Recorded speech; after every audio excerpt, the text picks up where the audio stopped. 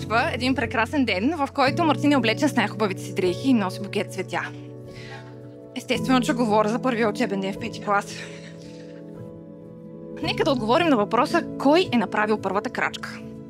Мартин. 2 пъти в 7 клас. Получава 3 отказа. Години по-късно интернет ги среща пак. Николета е малко притеснена, обаче с помощта на комата събира смелост и пише на Мартин и така отиват на първа среща.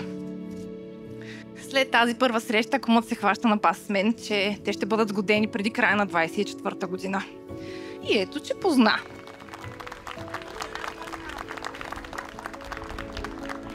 Те харесват всичко един в друг, но най-вече очите на Николета и мустака на Мартин.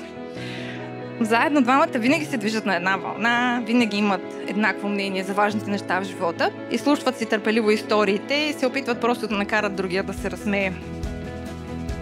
Тази история е само част от епизодът, в който намерих любовта на живота си.